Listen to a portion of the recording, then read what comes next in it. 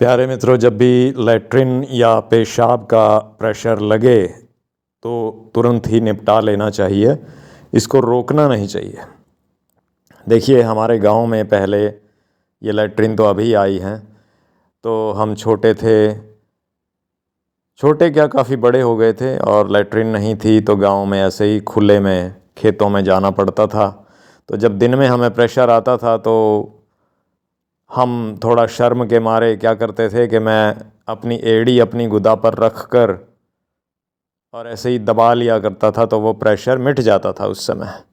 लेकिन उसका अंजाम क्या होता था कि फिर कई कई दिन तक लैट्रिन नहीं आती थी और कब्ज़ हो जाती थी भयंकर, और जब आती थी तो खून निकलते थे, इतनी जम जाती थी, वो पत्थर हो जाती थी। तो इस तरीके से हमने समय व्यतीत किया है। शहर वाले लोग क्या जाने। तो फिर हम क्या करते थे, दिन में तो हमने प्रेशर दबा लिया, फिर हम शाम होने का इंतज़ार करते थे और खेतों में बैठकर फिर लैट्रिन किया करते थे खुले में, क्योंकि और तो कोई चारा था नहीं, फसल भी नहीं होती थी। बहुत ही कम समय ऐसा होता था जब फसलें खड़ी होती थी, नहीं तो सब, जब फसलें नहीं होती थी तो खुले में सब जगह बैठना पड़ता था ऐसे ही। तो हम शर्माते थे, बच्चे थे, हालांकि शर्म नहीं करनी चाहिए थी, लेकिन फिर भी। और जैसा मैंने कहा, बड़े हो गए थे तो शर्म तो आती ही थी।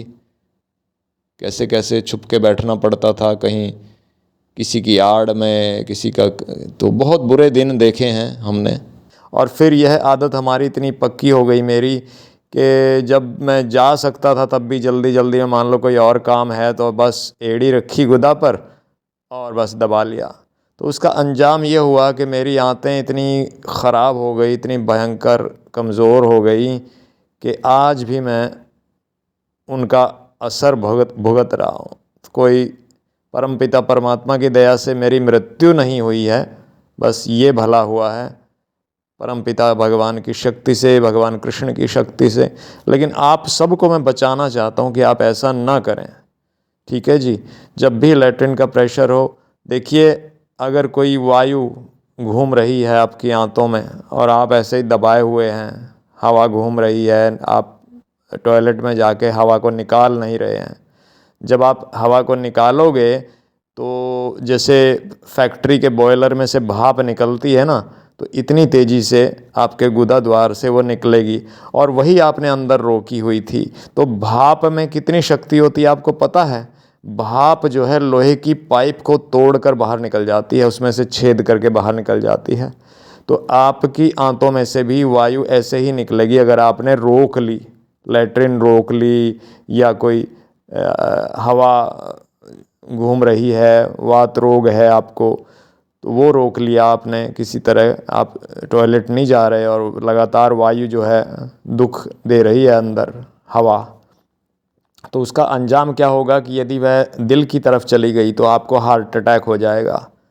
ये हार्ट अटैक ज़्यादातर लोग इसी से मरते हैं, वायु पैदा होने से अंदर। और दूसरा क्या करेगी, वो आंतों में से सुराख करके निकल जाएगी, तो आंतों में सुराख हो जाएंगे, अल्सर हो जाएगा, कैंसर हो जाएगा। और बताइए हमने क्या कमाया इतनी छोटी सी गलती करके, और इतना बड़ा उसका अंजाम भुगतना पड़ता है सारी ज़िंदगी। तो आप ऐसा मत करिए। पेशाब का प्रेशर लगा हो तुरंत निपटाइए, लैट्रिन का प्रेशर लगा हो तुरंत निपटाइए। किसी वजह से आपने बहुत ज़्यादा खा लिया और वायु बन रही है, या किसी और वजह से केले वेले ज़्यादा खाने से, या कई और कारणों से वायु बन जाती है, या सुबह खाली पेट दूध पीने से वायु बन जाती है, तो उस वायु को आप निकालिए, अंदर मत रखिए, नहीं तो वह आंतों में घूम घूम कर बहुत नुकसान करेगी, आंतों को घिसाएगी और आंतों में को फाड़ कर सुराख करके बाहर भी निकल सकती है, क्योंकि उसमें ताकत बहुत होती है।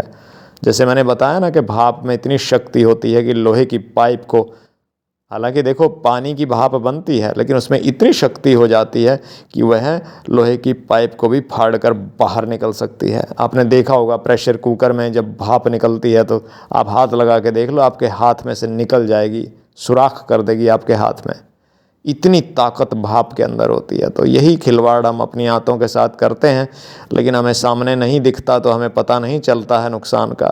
तो आप ये मत करिए, इन बातों पे चलिए, जो ज़िंदगी में मैंने किया वो आप मत करिए, उससे शिक्षा लीजिए, ठीक है जी। और भी बहुत से लोग ऐसा करते होंगे, तो ये गलती मत कीजिए। और खाली पेट कोई कैप्सूल या दवाई मत लीजिए एलोपैथिक, वो सुराख कर देगी अंदर आंतों में। ऐसे बहुत केसेस हुए हैं।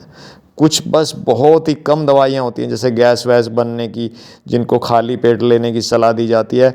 नहीं तो फिर कोई भी दवाई खाली पेट नहीं लेनी चाहिए, नहीं तो आंतों में सुराख हो जाएंगे अगर खाली पेट ले लिया तो।